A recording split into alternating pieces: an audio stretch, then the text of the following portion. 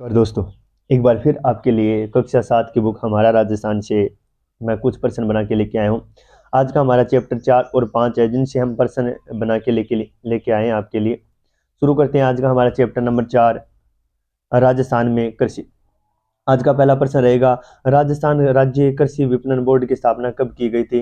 तो राजस्थान राज्य कृषि विपणन बोर्ड की स्थापना सन 1974 में की गई थी। याद रखना है, राजस्थान राज्य कृषि विपणन बोर्ड की स्थापना कब की गई थी? सन 1974 में की गई थी। आज का हमारा दूसरा प्रश्न रहेगा, कृषि उपज मंडी को विनियमित बाजार क्यों कहा जाता है?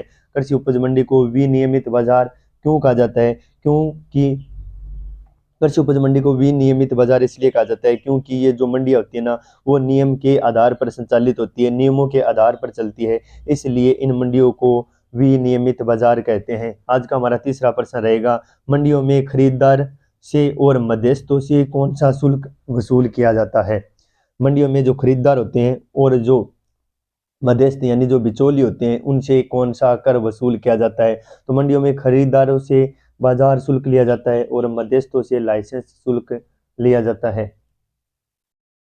खरीदारों से बाजार शुल्क और मध्यस्थों से लाइसेंस शुल्क लिया जाता है। आज का हमारा अगला प्रश्न रहेगा, राजस्थान में जीरे की सर्वाधिक प्रसिद्ध मंडी, राजस्थान में जीरे की सर्वाधिक प्रसिद्ध मंडी है वो जोधपुर में है। जीरे की प्रसिद्ध मंडी जोधपुर में है।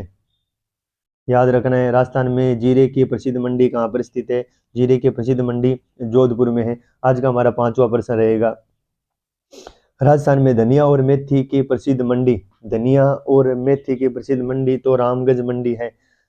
पांचवा प्रश्न है, राजस्थान में धनिया और मेथी की प्रसिद्ध मंडी कौन सी है? तो वो है रामगंज मंडी।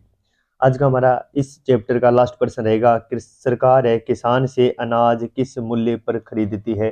तो सरकार है किसान से अनाज न्यूनतम समर्थन मूल्य पर खरीदती है। क्यों?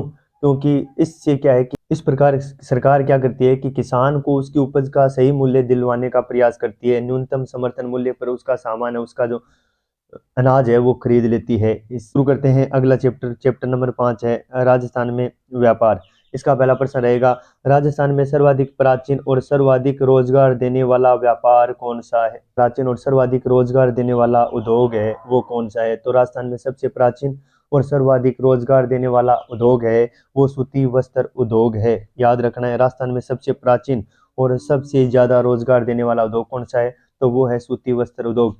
आज का चैप्टर नंबर 5 का प्रश्न 2 है, राजस्थान सूती वस्त्र के बाद दूसरा कृषि आधारित सबसे बड़ा उद्योग कौन सा है? राजस्थान में सूती वस्त्र के बाद दूसरा सबसे बड़ा कृषि आधारित उद्योग कौन सा है? तो प्रथम सबसे बड़ा सूती वस्त्र उद्योग है, उसके बाद चीनी उद्योग है, वो दूसरा कृषि आधारित सबसे बड़ा उद्योग है।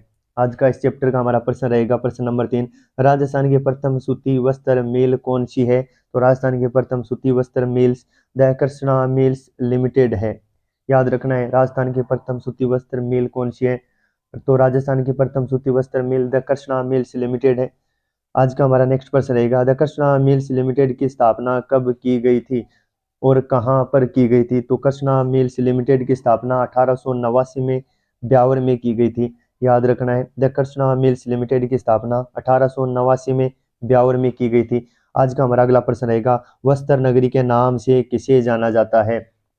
वस्त्र नगरी के नाम से भीलवाड़ा को जाना जाता है। याद रखना है, वस्त्र नगरी के नाम से किसे जाना जाता है?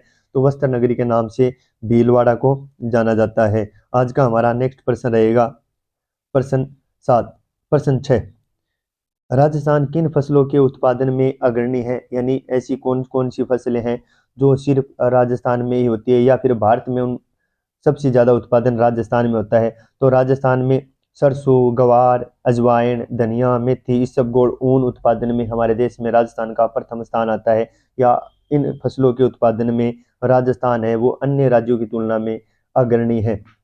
आज का हमारा नेक्स्ट प्रश्न रहेगा प्रश्न 7, राज्य स्तरीय निर्यात पुरस्कार योजना के तहत कितने निर्यातकों को पुरस्कृत किया जाता है? तो राज्य स्तरीय निर्यात पुरस्कार योजना के तहत सर्वश्रेष्ठ 35 निर्यातकों को पुरस्कृत किया जाता है। याद रखना है, इस चैप्टर का लास्ट प्रश्न रहेगा, कृषि व्यवसाय और कृषि निर्यात प्रोत्साहन नीति का निर्माण कब किया गया था?